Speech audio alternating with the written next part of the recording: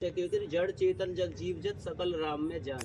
राम के सिवा कोई दूसरा तत्व है ही ना, उसी की माया, उसी को जस विलास चल रहा है यहाँ। और वो किसको अच्छा करवा रहा, किसको बुरा करवा रहा, हम इसको ना देखें, हम केवल देखें अपने भजन को कि हम कहाँ आ गए और कहाँ से अब क्या कर रहे हैं। हम नीचे जा रहे हैं कि ऊपर जा रहे हैं। अपने मन को सदा हमें टटोलते रहना चाहिए कि प्यारे कि हम इसी चीज़ के लिए आए हैं ना। हम पे अगर 10 गज को है ना बेट, 10 गज के में राधा राधा कृष्ण कृष्ण बोलेंगे, यहीं बाल करने पालेंगे, अपने घर में रहेंगे।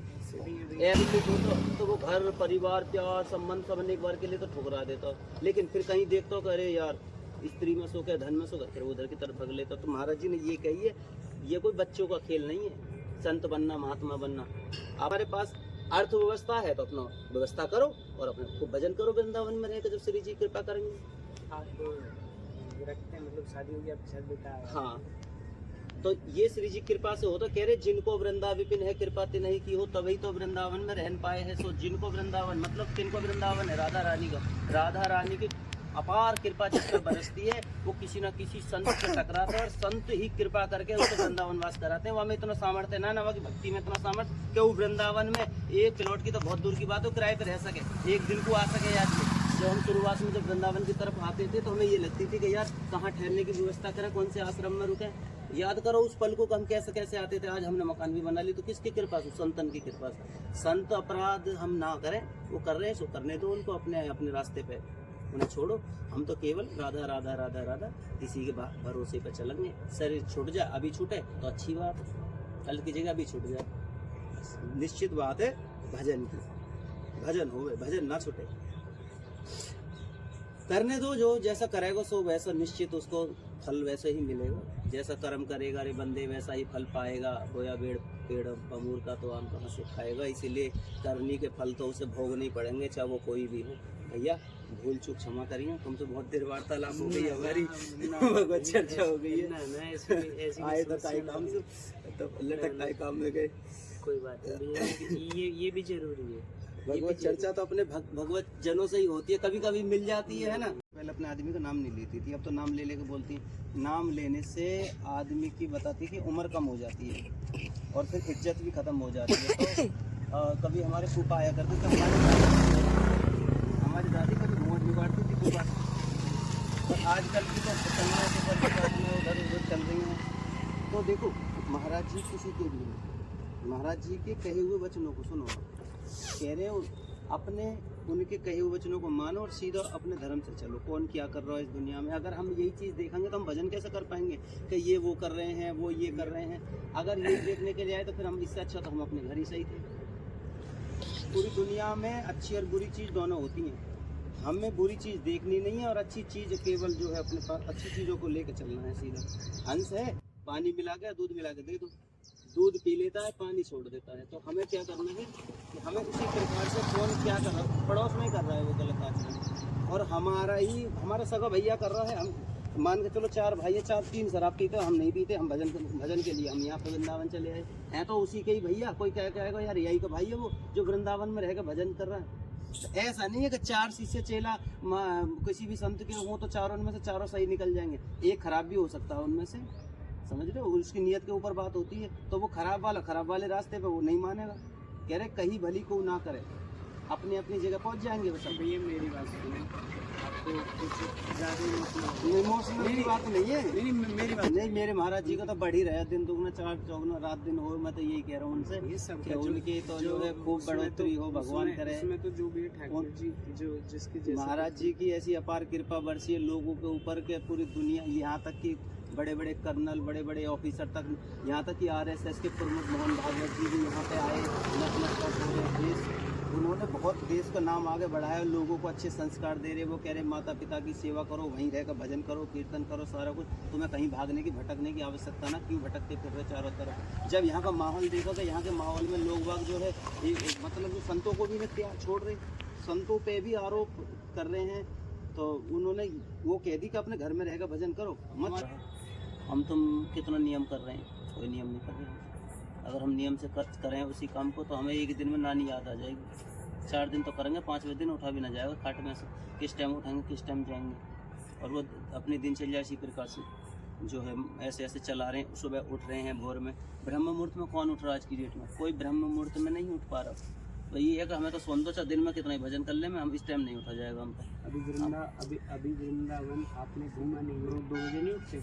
और ऐसे इस वृंदावन में हर नुक्कड़, हर उस पर कोई छपाता है, कोई छुपाता है। अभी वृंदावन घूमे आप। मैं वृंदावन में 3-3 बजे सुनिए, मैं 2018 से सुन तो लो, 2018 से आ रहा हूँ परिक्रमा मार्ग में, रात में 2-2 बजे बैठा, मैं ई स्कूटी लेके आया अपनी, और मुझे यहाँ पे आश्रम नहीं मिलता था, तो मैं 2 बजे वहाँ बैठता था। क्या नाम है आपके, केसी घाट से पहले बैठे थे बेटा, मैं और मेरा बेटा और ये और भी बड़ा लड़का है, वो भी बैठे। तो हमने ऐसे ऐसे महात्मा देखे हैं जो आते भजन के मार्ग में मतलब परिक्रमा लगा कर 3-4 बजे तक, 5 बजे तक तो लगा के अंदर ही घुस जाते हैं, वो दिखाई भी नहीं देते। ऐसे ऐसे दिग्गज महात्मा के दर्शन करें मैं अब। हाँ, उनके तो दर्शन, जब तक दर्शन होते तब तक, जब तक हम सो के उठते हैं ना, उठ भी नहीं पाते। ऐसे ऐसे महात्मा हैं, मिला हूँ मैं, ऐसी बात नहीं कि नहीं मिला हूँ, उनके दर्शन भी करे हैं। दर्शन ही हो जाए उनके, वही काफ़ी है। उनसे मिलना तो बहुत दूर की बात है, दर्शन हो जाए उनके साथ बहुत काफ़ी। अभी तो आदेश हो जाता तो मिल भी ना पाए हम। लेकर भांडीर वन कम से कम 2 साल तो रेगुलर भटके हैं, कभी यहाँ, कभी भांडीर वन, कभी मानसरोवर, कभी गोवर्धन गिरिराज जी की दंडवती, कभी बहुत भटकने के बाद ही कुछ बात समझ में आई। हमें तो देखो इतना पूज्य विनोद बाबा के साथ में परिक्रमा, रमेश बाबा जी के साथ में वहाँ पे बैठना, वो जो रास मंडल में जाना, बहुत सारे, ऐसा नहीं है कि सीधे आए जी सत्संग सुना और आए, ऐसा ना, तपे हुए।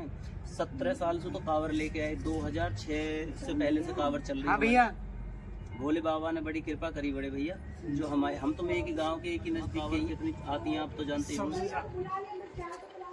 चाय पिलाऊं भैया, पी रहे हैं ना चाय ना भैया जी, अभी खा के आया हूँ माता जी।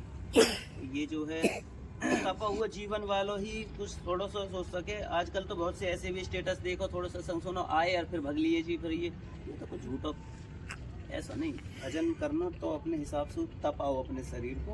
और ठीक है, बहुत बहुत आपने समय दिया, अपने समय के आभारी ना। चाहे नहीं, बस भाई हम अब विवाह तो करेंगे नहीं, हम महात्मा बनेंगे, और पता लगी के बाद में जो है 4 साल 5 साल तो ठीक चला, और फिर की क्रिया ने उसमें वे विचार में उतार दिया, तो क्या हुआ, सारी तपस्या क्षीण हो गई। जो भी व्यक्ति, चाहे वो महात्मा हो, चाहे वो सच्चा व्यक्ति हो, महात्मा होने के बाद अगर वो किसी बहन बेटी पे कुदृष्टि करता भी, कह रहे मन से, वंश और कर्म से। मन से मतलब दृष्टि गई एक पे, गंदे मन से गंद सोच रख ली, तो मन से, वचन से, कर्म, तीनों से भगवान को समर्पित हो जाए। और मन से भी अगर उसने सोच लिया किसी पराई स्त्री के बारे में गलत, तो जितने दिन से वन की तपस्या करिए ना, 6 महीने से वो परिक्रमा लगा रहा, सही, वो 6 महीने की परिक्रमा में फल कर उसके पास पहुंच गया। अपने कर्मों पे, चाहे वो महात्मा हो चाहे संसारी व्यक्ति हो, विशेष ध्यान देना चाहिए। मन से, वचन से, कर्म से, तीनों से हर प्रकार से उसे सतर्क रहना चाहिए, सावधान रहना चाहिए, कहीं हमारा मन कहाँ जा रहा है। अपने मन को हमेशा 24 घंटे ये देखता रहना चाहिए कि हम जा तो रहे भजन में, मन कहाँ जा रहा है हमारा। तो मन को 24 घंटा मनोनिग्रह, इसे कहते हैं मनोनिग्रह, मनो पे निग्रह करना, नजर रखना, तो मन किस चीज की मांग कर रहा हो। मन जिस चीज की मांग करे और वो गलत हो, उसे किसी भी प्रकार से ना करे। जो आचार्य चरण गुरुदेव भगवान जी आदेश कर रहे हैं उसी को पालन करें। श्री राधा वल्लभ। क्या पूरे ब्रह्मांड को अपने बस में कर सकता हूँ भक्त। जब हम पैदल जब आए वहां से कांवड़ लेके आ रहे, तो इतनी कड़ी धूप, कभी बारिश, कभी मतलब शेर चीते कब निकल आए कोई पता ना है, कब निकल कर रास्ते में कब कार्य। पर भगवान शंकर से आज तक कभी भी ये इच्छा ये नहीं हुई कि हम उनसे ये कहें कि बाबा हमें पत्नी अच्छी चाहिए, हमें गाड़ी चाहिए, हमें घर अच्छा चाहिए, हमें धन संपत्ति चाहिए, कभी ये नहीं मांगो। क्यों? अगर ये मांगते तो बहुत सस्ता सौदा हो जाता, क्योंकि हमारी मांग कितनी होती है, छोटी मांग होती है हमारी, समझ रहे? जैसे किसी की 4 भैंस बन रही हो, है ना, और उसको खिलाने के लिए तो सब उसकी मांग क्या होगी। अगर परमात्मा भी आएंगे तो भी उनसे यही कहेगा कि हमारे तो भैंसन का इनका जुगाड़ हो जाए, उसको, है ना, न्याय पूछ का। तो ऐसी हमारी छोटी सोच होती है। भगवान को मिलने के बाद भी, भगवान को पाने के बाद भी हम केवल वही चीज मांगते हैं जिससे हमारी हानि हो, और भगवान ऐसी चीज देंगे नहीं जिससे हानि हो जाए। फिर भी हमारी मांग को देखते हुए भगवान हमारी मांग पूरी करते हैं। एक बार आत्मदेव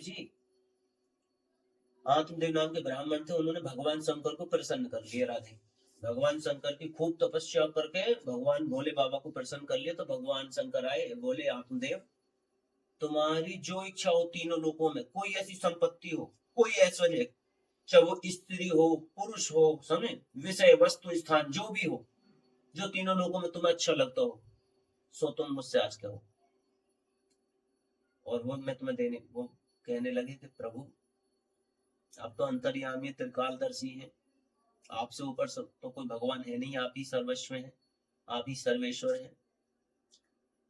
आप जब अपनी प्रचंड ज्वाला दिखाते हो तो संपूर्ण ब्रह्मांड जल के 1 सेकंड में खाक हो जाता है। ये आपके मारे धरती कांपने लगती जब आप तांडव करते हो तो। और आप इतने भोले भी हो कि कोई आपको ऊपर बेल पत्थर फेंक के मार दे तो वासु भी प्रसन्न हो जाते हो आप। यहाँ तक कि एक भक्त तो आपके ऊपर पूरा चढ़ गया है, हाँ, तो घंटा चुराने के लिए सोने का, तो उस पर भी प्रसन्न हो गई। अब बताओ कैसे आप भोले हो। परंतु आज आप मुझे कुछ देने के लिए आए हो।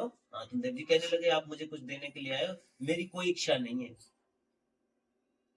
तो बोले कि ऐसा तो हो ही नहीं सकता कि हम जहां भी जिसको भी अपना जो है साक्षात्कार कराएं तो उसे हम कुछ ना दें। सो आत्मदेव जो तुम्हारी इच्छा हो तो हमसे कहो। तो वो कहने लगे प्रभु मेरी तो कोई इच्छा नहीं, परंतु जब आप इतना जो है वो कह ही रहे हो तो हमारी तो केवल इतनी आपसे प्रार्थना है कि आप सबसे ज्यादा जिनसे स्नेह करते हो, प्रेम करते हो, सो वही हमें आप प्रदान कर दो। तो उन्हीं के दर्शन आप हमें करा दो जिनसे आप सबसे ज्यादा प्रेम करते हो। तो सबसे ज्यादा प्रेम तो ये अपने प्रभु को करते हैं। तो इनके हृदय में तो केवल हरि का ही चिंतन चलता रहता है। तो इन्होंने अपने हृदय से राधा वल्लभ जी प्रकट किए, आत्मदेव जी को राधा वल्लभ जी दिए। अब राधा वल्लभ जी जब प्रकट हुए तो राधा वल्लभ जी ने प्रकट जब हुए तो ये दे के गए, भोले बाबा दे के गए, कहने लगे इन्हीं से तुम इन्हीं का लाड लड़ाना। और आपकी जो ये 2 कन्याएं भी हैं, ये दोनों और ये लाडले राधा वल्लभ लाल, तो इनको जो है आप उनको दे देना। महाप्रभु जी का अवतार हुआ है। तो वो जो है वृंदावन आने से पहले वो बादग्राम में थे, उनसे मिले और ऐसे ऐसे जो है ये वृंदावन भी आए राधा वल्लभ जी, दहेज में दिए गए। महाप्रभु जी के साथ आत्मदेव जी ने अपनी दोनों उन कन्याओं का यौवन अवस्था होने पर विवाह किया जब उनकी उम्र हुई। तो ये दहेज के ठाकुर भी एक बार ये कहे जाते हैं। तो भोले बाबा इतने कृपालु है कि भगवान शंकर की बिना कृपा के कोई भी श्री हरि की शरण उनका भक्त नहीं बन सकता। जिस पे सबसे ज्यादा प्रसन्न होते हैं भगवान शंभु, जिस पे शंभु अति प्रसन्न होते हैं, उसी को ही वृंदावन धाम, उसी को लाडली लाल राधा वल्लभ लाल के समर्पित करते हैं। तो परंतु हम अज्ञानी जन ये कहते हैं कि भोले बाबा हमने तो तुमसे धन संपत्ति की याचना तो की नहीं थी, परंतु ये सब लोग सुखी हैं, हमें ये देंगे ही नहीं, क्योंकि ये ही सर्वनाश का सबसे बड़ा कारण है। जमीन, धन संपत्ति और स्त्री, ये तीनों सबसे मुख्य कारण है सर्वनाश करने को जीव को। ये तीनों मूल कारण है। स्त्री तो हमारी माँ भी है, परंतु ऐसे नहीं, क्योंकि स्त्री की भोग विलासा रखने वाला व्यक्ति, धन संपत्ति की जो भोग विलासा रखने वाला संपत्ति है ना व्यक्ति, तो उसको समूल नाश ये कर देती है। तो इसीलिए हमारी केवल भोग विलासा खत्म हो जाए, कामना, वासना और तृष्णा, समझे। ये तीनों माया की कौन है? चेरी। चेरी मतलब दासी, सखी। ये तीनों ही अपना काम लेती हैं, जैसे आशा, तृष्णा और वासना। आशा ये रखना का ऐसा हो जाए वैसा हो जाए, है ना, ये लगाए रखती है। कामना बनेगी फिर वो वासना में उतार देगी, ये है तीनों ही। और माया फिर उसको नाचना चाहती है, ना समझे। माया कैसे नाचना चाहती है? माया के वशीभूत होकर वो अपनी योनियों पे योनियां बदलता रहता है जीवात्मा। अच्छे कर्म, मानो उत्तम कर्म करे तो उसने स्वर्ग पहुंच जाएगा, उत्तम कर्म करेगा तो कर्मों की परिभाषा नहीं पता कि कर्म क्या। जैसे हम आज एकादशी को हमने परिक्रमा लगाई, परिक्रमा जहां से उठाई और वहीं पे पूर्ण होती है। तो वो परिक्रमा लगाने के बाद हम ये कहें कि हे प्रभु, हे वृंदावन धाम, हे सदगुरुदेव भगवान, हे लाडली लाल, हे गुरुओं के भी गुरु, परम गुरु आचार्य श्री कृष्ण चंद्र महाराज, हमने आज जो एकादशी को या कैसे भी हमने परिक्रमा लगाई, जो भजन किया सो आपके चरणों में समर्पित है, जो हमने कर्म किया वो आपके चरणों में समर्पित है। हमारा उत्तम कर्म बुरा कर्म। अब ये कह लगो किसी की बहन बेटी या किसी की परिस्त्री संग करो और गलत व्यभिचार करो, तुम कहते प्रभु हमने जो कर्म करे वो आपको समर्पित, अच्छे बुरे तुम कर्म बुरे कर्म भगवान को समर्पित करोगे तो बुद्धि का नाश हो जाएगा, सर्वनाश हो जाएगा। इसलिए बुरे कर्मों को तो बिल्कुल ध्यान में ही मत लाओ। और तुम राधा अगर तुम बुरे कर्म करते हो, गुटखा खाते हो, शराब पीते हो, समझ रहे हो, व्यभिचार करते हो, तो आज से अभी से छोड़ दो। आज से महात्मा हो तुम, कल से तुम कितने करते सही, कल से कितने तुमने करे सही, लेकिन आज से अभी से अगर आपने किसी ने भी छोड़ दिया ना उस व्यक्ति ने, तो वो आज से ही महात्मा, आगे से करे ना। बेबस हो गए, बड़ी मजबूरी में बेबस हो गए, होने भी चाहते हो तो वो अगर वास्तव में जीवन निर्वाह के लिए एक अपना विवाह करे, है ना, उत्तम शादी रचाए, शादी के साथ जीवन निर्वाह करे, दूसरे को भी घर परिवार बसाए, और अपने ये तो है ना कि भाई हम विवाह तो करेंगे नहीं, हम महात्मा बनेंगे, और पता लगी के बाद में जो है 4 साल 5 साल तो ठीक चला, और फिर की क्रिया ने उसमें वे विचार में उतार दिया, तो क्या हुआ, सारी तपस्या क्षीण हो गई। मन से मतलब दृष्टि गई एक पे, गंदे मन से गंद सोच रख ली, तो मन से वचन से कर तीनों से भगवान को समर्पित हो जाए। और मन से भी अगर उसने सोच लिया किसी पराई स्त्री के बारे में गलत, तो जितने दिन से वन की तपस्या करिए ना, 6 महीने से वो परिक्रमा लगा रहा सही, वो 6 महीने की परिक्रमा में सुफल कर उसके पास पहुंच गया। अपने कर्मों पे, चाहे वो महात्मा हो चाहे संसारी व्यक्ति हो, विशेष ध्यान देना चाहिए। मन से, वचन से, कर्म से, तीनों से हर प्रकार से उसे सतर्क रहना चाहिए, सावधान रहना चाहिए, कहीं हमारा मन कहाँ जा रहा है। अपने मन को हमेशा 24 घंटे ये देखता रहना चाहिए कि हम जाकर रहे भजन में, मन कहाँ जा रहा हमारा। तो मन को 24 घंटा मनोनिग्रह, इसे कहते हैं मनोनिग्रह, मनो पे निग्रह करना, नजर रखना कि मन किस चीज की मांग कर रहा हो। मन जिस चीज की मांग करे और वो गलत हो, उसे किसी भी प्रकार से ना करे। जो आचार्य चरण गुरुदेव भगवान जी आदेश कर रहे हैं उसी को पालन करें। श्री राधा वल्लभ।